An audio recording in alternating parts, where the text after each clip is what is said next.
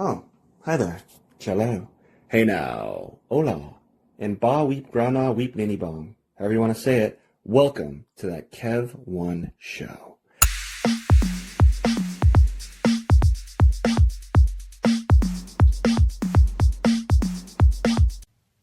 Well, you've unwrapped your Christmas gifts, or whatever you celebrate. Well, I got news for you. There's one more. Yeah. Don't you see that in the bottom corner over there? Go over there and unwrap it. Let's see. All right, fine. We'll unwrap it together. Oh my gosh. I don't believe it. It's his multi-time award-winning writer, director, and producer, Grant Clover. Welcome to the show. Thank you. Good to be on. Oh, man. Heck yeah. Been trying to get you on for a little bit. We've had stuff going on in our lives here and there, but man, how were your holidays? Very good. Yeah. Prepping for a baby on the way and writing more projects and good times. Oh my gosh. Heck yeah. Oh, that's congrats, man. Yeah, thank you so much. So if it's not too personal, was it something you guys have been working on forever, this special project, or was it like a happy accident blessing, or what? The baby, you mean? Yeah. Yeah, no, it's we've been working on it. Oh, wow. It's due January 17th. That's so cool. My birthday's on the 19th, so cool. Yeah, he's going to be a Capricorn. I know he's a Capricorn. And I guess also on the Aquarian cusp, because I think I'm on the last day of that, on the 19th, so yeah. Okay, Oh, nice. cool. Yeah, and we'll see how it turns out. Giving birth to a goat in many ways, I'm sure. Oh, man, that's so cool. Wow. Man. Oh. So, I mean, speaking of that and the projects that are coming, I mean, as I said at the top of the show, you're a multi-time award-winning guest. I was talking with one of the people on my show, Derek, who's super into you and like told me all about you. I checked out your stuff because of him. But you've won at least 50 plus awards, right? He said 50 something for I Walk with Ghosts and Portrait of a Smile. Yeah, we're at where are we at now? I think we're at 80 awards now. Oh wow! Okay, cool. Even better. Better. Oh my Lord. I Walk with Ghosts ended up getting into. Gosh, I'm already forgetting it. Kind of lost track after a bit. It's a good problem to have. I think like 60 awards or something for I Walk with Ghosts, and then my most recent project, Portrait of a Smile, got like 20 or so. Yeah, super exciting. Just been super humbled by the feedback for it, and it's such a cool journey just to see how these films are connecting with people. Man, yeah. Oh, when you were first like conceptualizing these two special projects, did you even like imagine you'd be winning so many awards or not? Or I mean, I'm sure you knew the merit of each, but like did you even contemplate it'd be so well received? Yeah, no, not at all. Actually, it was kind of funny. My co-director and I, Michael Metzler, when we'd finished I Walk with Ghosts, we were kind of talking with each other. We were going on to Film Freeway and looking at which festivals to submit to, and we were like, well, we'll cross our fingers that we'll get into one. Like we'll be happy and content if we get into one. We didn't really have a whole lot of expectations since we weren't familiar with the whole festival process, but we sent it into a few. And then we won a few, and we're like, hey, what the heck? So we sent into a few more, and it just kept getting into more and more, so we kept submitting it to more and more. And then it just kind of snowballed into however many it ended up getting into, which we were super just blown away by. We ended up getting into, probably the highlights of the whole thing was getting into Nifty. Oh, yeah. Yeah, which is...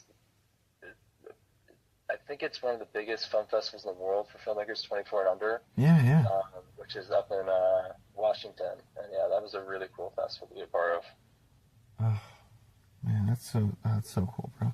Is there a certain was there a certain number of awards at number whatever, or a certain moment? It's probably Nifty. You might have just answered it, but where you're like, okay, these are really good films. I'm not just prejudiced myself, I know it's what I wanted to make, but was there a certain moment, like a certain touchstone or save point in your life where you're like, okay, this is really a cultural touchstone?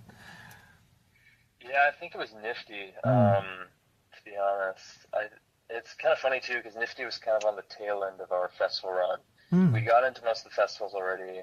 We felt good. Like the numbers obviously were really cool. But Nifty just was kind of special just in itself because of its kind of just reputation, and then also just getting to go there and meeting all these amazing people and watching all these, some of the best short films I've ever seen at this festival. And it's such a cool community.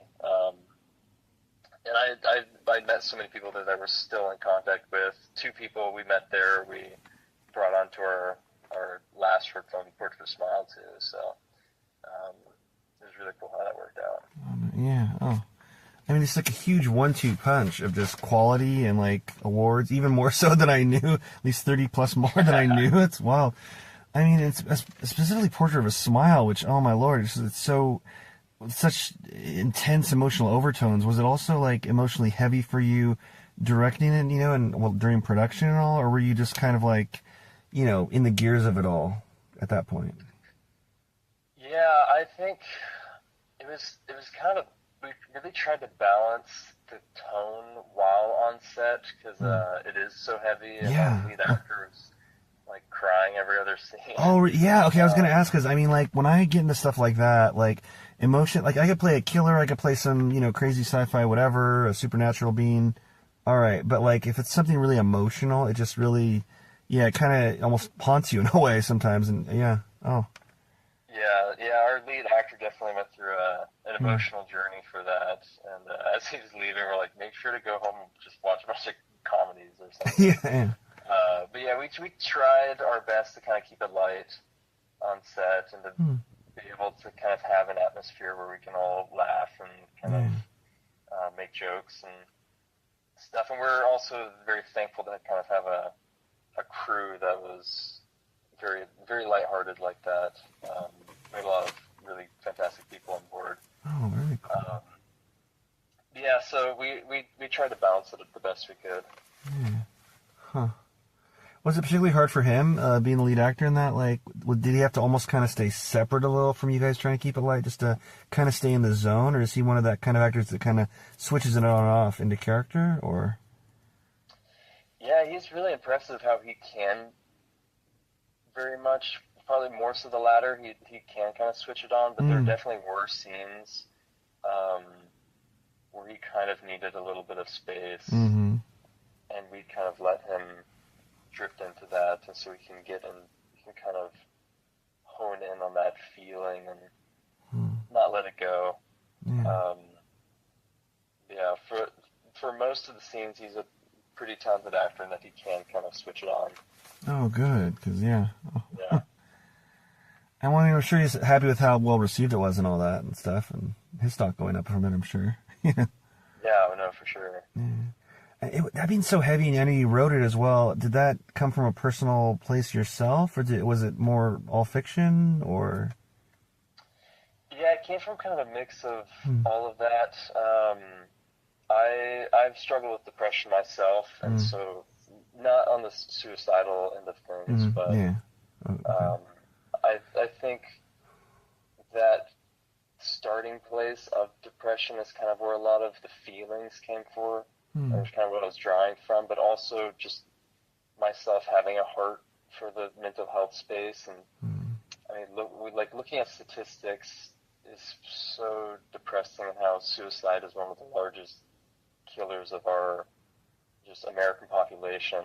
And I think just seeing that just kind of has stirred in me this heart for that topic, and so I really wanted to try to express that. And also just knowing, like, having people around me who have struggled with that more extreme side of things, and seeing their struggles, I really kind of wanted to be able to put that from a very empathetic place on the screen and try to help people. And so far, what we've heard back, it seems like it's helped people, it's made people feel seen, and I think that's been like the most rewarding part of the whole film experience. Yeah, that's probably the greatest reward of all, really. Yeah. Well, the state of the world now more than ever, it just feels like it's a more important, to be cognizant of that, because, geez, I feel like I'm seeing posters for, like, suicide hotlines, like, everywhere, even in odd places you wouldn't expect them. Yeah. Yeah, no, I see all that that too. It's so sad. Yeah. Oh, I just don't know. Yeah, I keep thinking of like creative ways to maybe help the world with that. I don't know. I mean, I don't know if it's just making zany comedies or just being there for people, or making like even more deeper stuff that people might have to work through to, I don't know, get that cherry or what. Yeah. No, I think it's a mix of all of that. I think. I mean, I hope that films like mine the kind of call to action I hope it gives people who watch it is, one, there are people on the other end, like, who are there for you and who are going to experience, so, like, the emotional experience that the main character goes through in my film, that is how much someone out there cares for whoever out there is struggling. And also I hope that it makes someone think, like, I need to talk about this. And I think those conversations at the end of the day with the people around you are maybe some of the most important things in order to help those who are struggling. Yeah, oh, totally. And where's the best places for the masses to see Portrait of a Smile at this point, would you say? On YouTube. Oh, okay, yeah. We have it on the official. Cool. My co-director's YouTube channel, Michael Metzler. Oh, cool.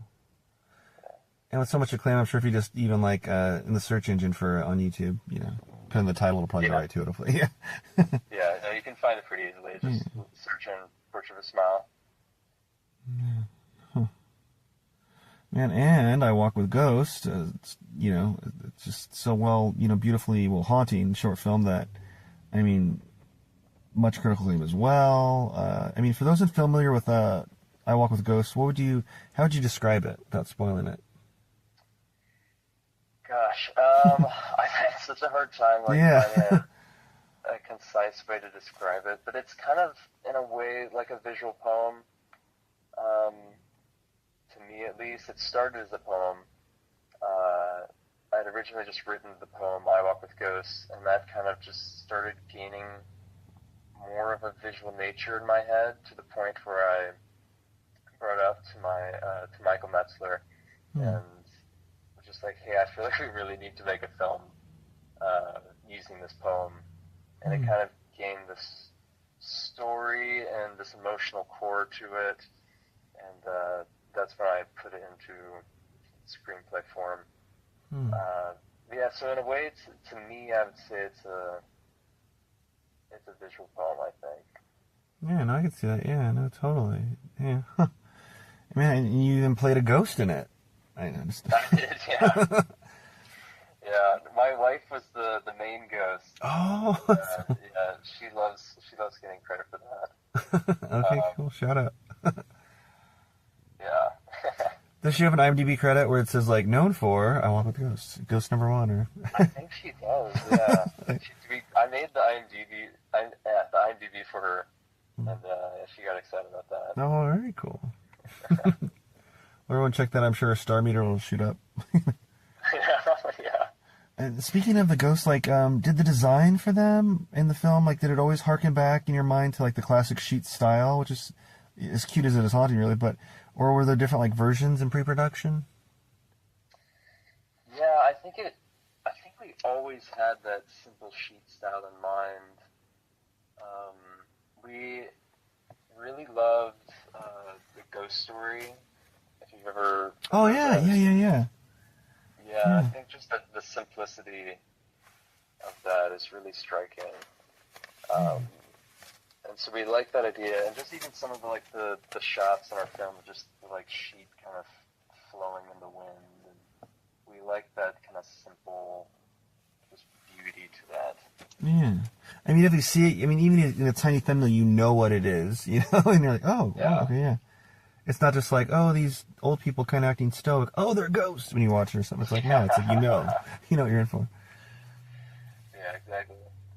And then having its California premiere at the historic Grauman's Chinese Theater, I mean, that had to be like a huge notch off the bucket list. I mean, I love that place. Yeah, no, it's kind of such an insane thing to be just standing in front of it and knowing the full history of that place and kind of getting to be a part of that in some way. And obviously it wasn't like at the same level as like the Star Wars premiere, but But they premiered there as well, though. It's kind of, you know what I mean? It's, Yeah, I know, yeah, for sure. Like, but just being there and seeing it and then seeing our film on the screens, it was that was definitely one of the highlights of my whole like filmmaking career so far. Yeah, oh, jeez, yeah. I think the last movie I saw there was like Black Swan, maybe. But yeah, it's just Yeah. Whole inside. Were you in there watching it and then looking around at, all the structures around you inside that beautiful place? I'm like, wow, or what? Yeah, no, we definitely walked around a little bit around Oh there. yeah. We spent some time in front of it too, just looking at all the Hell yeah. handprints and reading all the inscriptions and stuff. Did you do the faux pas of like whipping out your phone, as quietly as or as stealthy as you could, like kind of filming a little bit around, or not during that?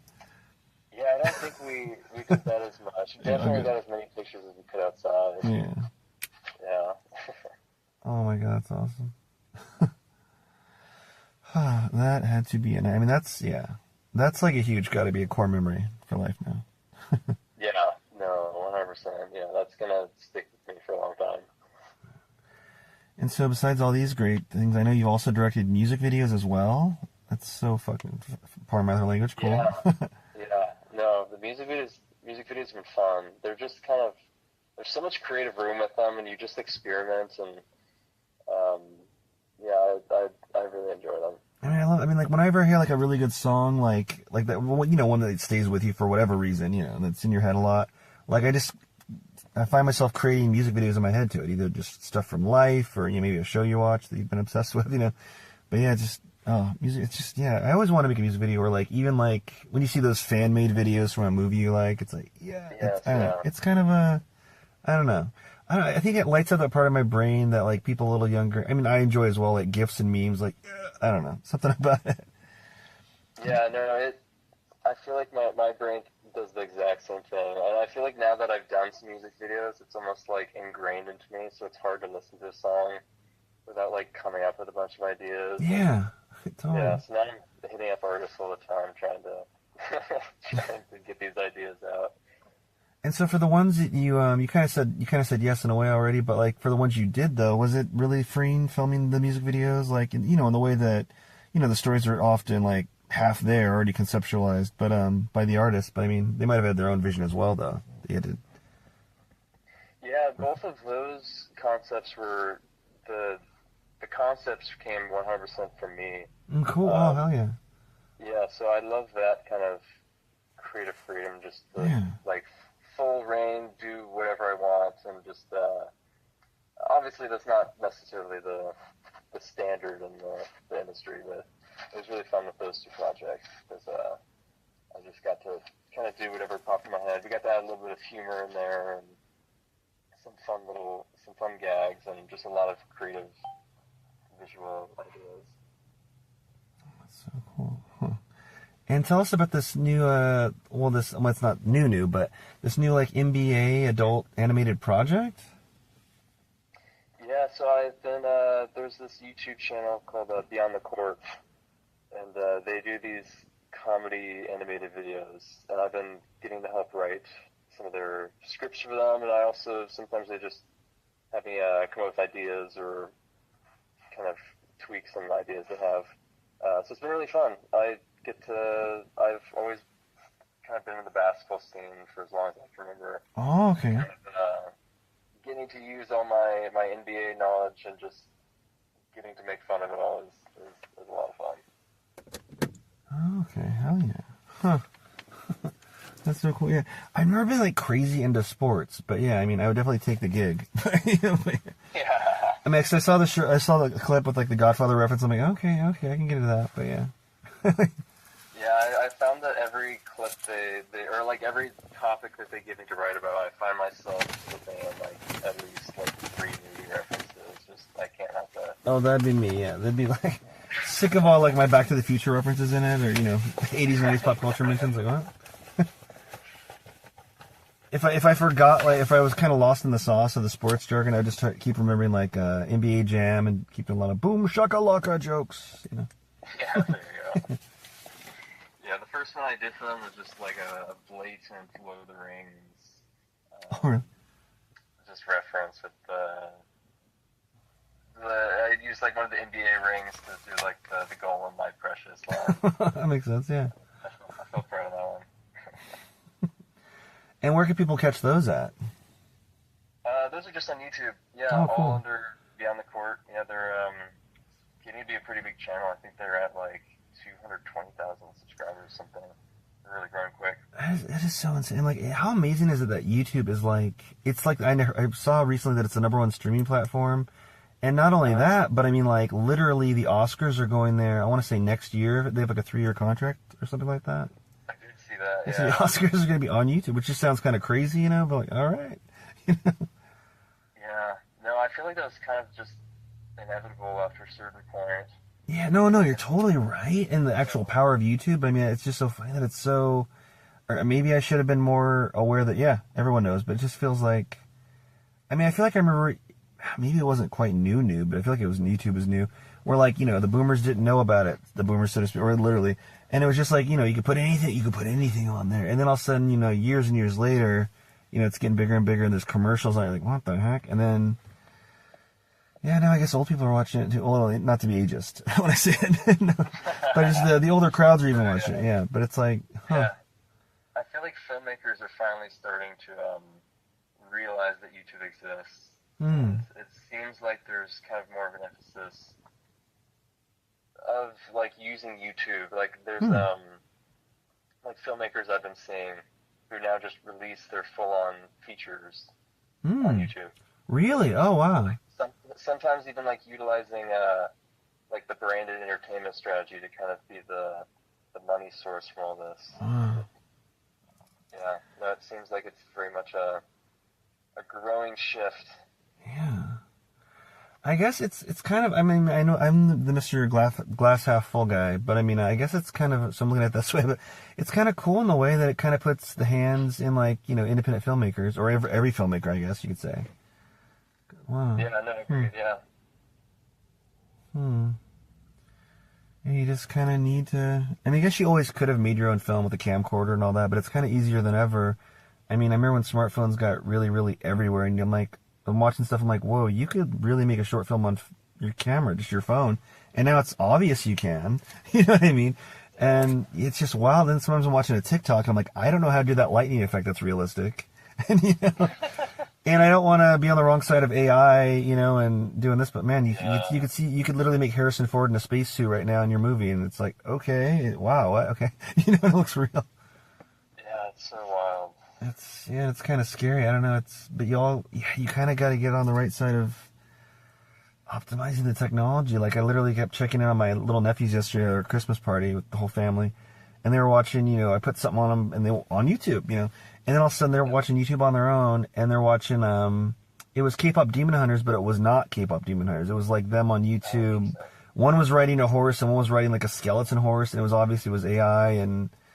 And one of my older nephews of the two, 5 years old, was like, why did Rumi become real, and why did her face change? And I'm like, well, I was trying to explain without, explaining or pulling on what they were watching. I'm like, well, it's because it wasn't made by a human. It's like an AI computer. It's like, what do you say? Yeah, no, it is crazy to me how much AI has seemed to like hijack the algorithm in a way. Yeah. Like if you just are scrolling through YouTube for long enough, you'll just start coming across all the AI content and just keep going. And you're almost afraid of what to click on, Like I'm an OG comic head, but I've been so busy that I almost even had time to like click on like teaser ads. But you see so many ads for like Avengers Doomsday, this and that, or Supergirl, and you're like, okay, I know that's fake, just from like the thumbnail, or that it's too soon for this or that. But it's just so wild that it's just. They could fool you. It's insane. Yeah, I feel like with even like movie trailers these days, you kind of have to like Google real quick and be like, is this movie trailer that I'm watching real? Yeah. Just some, like fan-made AI. So I had to do that for the new like Captain America Doomsday trailer. Yeah. I had to like check like just to make sure it wasn't AI. Oh, bro, I still haven't watched it, or maybe I have accidentally, but because I've just been so busy that I kept wanting to, but the whole thing where you're apprehensive of clicking on the wrong thing. If I knew, oh yeah, that's it, boom. But it's like, is this going to be a waste of time? I've seen the thumbnail of, Chris Evans, Steve Rogers, like holding his baby or something, but I'm like, okay, yeah. I'm pretty sure that's real. I just don't want to click on every thumbnail. Yes. And I already want to see the movie, so it's almost like I could just go in blind and watch it. But I'm sure between now and whenever it comes out in a year and a half, whatever it is, I'll have to see the trailer. Yeah. Yeah, I'm sure you will at some point. Man, so like, and speaking of you being a a multifaceted artist, like, has your personal technique changed? Not just because of technology, maybe that too, but since you first really were professionally, kind of making films, even if it was as a kid, with the camera or whatever. But has your personal technique changed through the years at all? Seeing what works or not, or is it still like the same machine kind of? Would you say? Yeah, I think it's. I mean, I'm still like new-ish to this whole thing. Like, I Walk with Ghosts is really like my first professional short film in a way that I really tried. So I'm still like new to the whole world. So I feel like it's like a just a constantly slow evolution of just learning and finding small little techniques. And each film I direct is just kind of figure out the pain points and the things that like I can do better next time, and kind of how to. I think like one of the big things I've learned in filmmaking too is just how to really think on the go. Like you have to be so creative in the moment, and like you're shot list, you may have it all planned out, but you get there and it just doesn't look right. Yeah. And you have to like figure out how to fix it in order to make the whole continuity work. And so I'd say that's been like a muscle, probably the biggest muscle I've been trying to develop through filmmaking, is how to have that kind of agile flexibility for in the moment. I love saying this expression. I say it with no ego. I think I first saw a villain say it in a cartoon, but I love saying this with no ego. I mean, I love the thing. One of the great aspects of filmmaking as well that as a byproduct I've discovered through the years, is it's like, I want to say, it's not douchey, je ne sais quoi heroic. I mean, it feels like even from the most biggest set to the smallest independent set, it feels like it's almost impossible to get these things made, but we find a way. It's like almost always a 16-hour day. If it's a 5-minute film or a TV series you're working on, something always goes wrong. The logistics, that great location you got on the cheap, but oh my God, now crowds are coming in for business, etc. Crew not showing up, you're not having the right number of extras. It's just it's like almost like an impossible task, but the show must go on, as they say. Yeah, I'm trying to remember which director said it. But there's some director that I think it might be Guillermo del Toro, who I can't remember the verbatim quote. Basically, like that same, like basically what you're saying, but like he tries to frame it as like, I guess that was just how it was supposed to happen. So whatever happens is just how it's supposed to happen, and I guess that's just going to have to make the film better in some way. And I was like, that's good. that kind of Totally, yeah. The thinking is kind of brilliant, but also like it's such a painful thing on a set we were having to do. Like we had an actor who on the Portrait of Smile who canceled. What was it? Less than 24 hours before we were. Shut up. Like one of the mains, or? Yeah, it ended up being from a scene we cut. So it didn't even mattering that much. You already cut it, or you had to cut it, or? No, we ended up we had a scene with the mom, where the main character in Portrait of a Smile meets with the mom of the girl who commits suicide, and it's this very emotional moment, and we ended up having to have my own mom fill in for the role. Very last minute, and it ended up being it was a very touching scene, but it just didn't quite fit the pacing of the film. But the original actress who was supposed to play the mom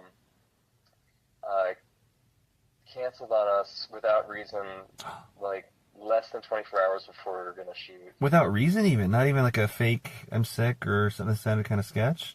Just disappeared. Like, gave us a quick little text and just disappeared. Never returned calls or anything.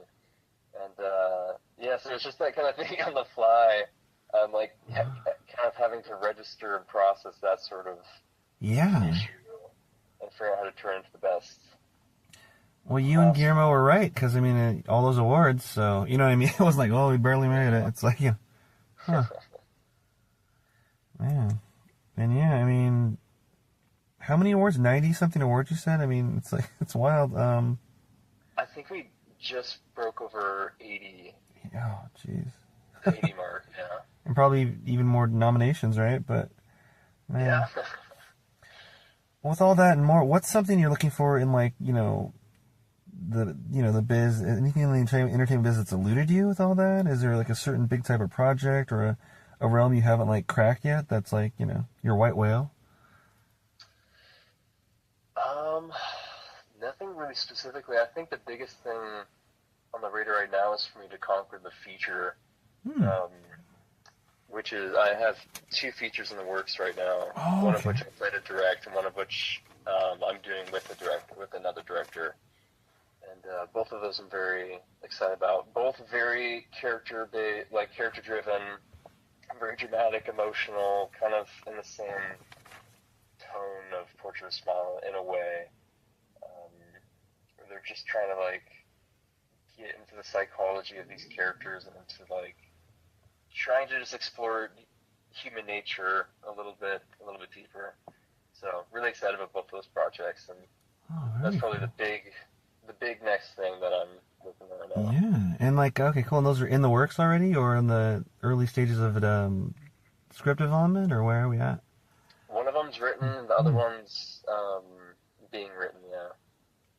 So cool, man. Yeah, thank you. Well, I'm sure you'll conquer that too. Like you've dominated short film excellence, I appreciate it. And well, Grant, I'm sure we've probably taken enough of your time. I mean, I can't wait to see what comes next with those 2 and more, and hopefully hear you say action to me live one of these days.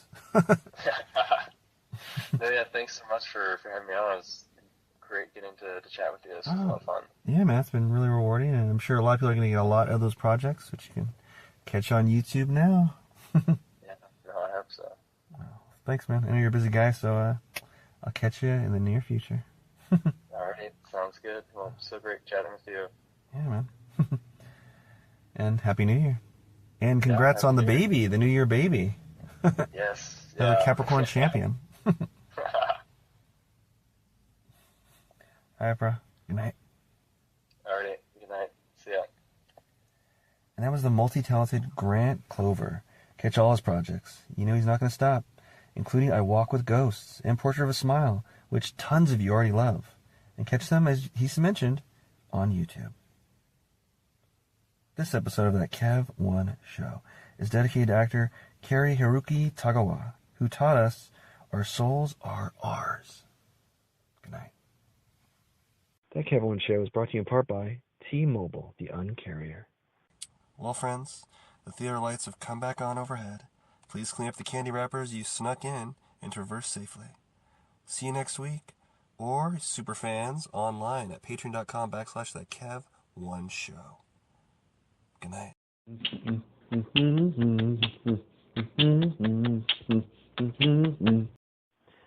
Rep the brand as behind-the-scenes film talk, positive vibes, and discovering what the human condition is all about as nonstop creativity guides us on and on and on with That Kev 1 Show merchandise.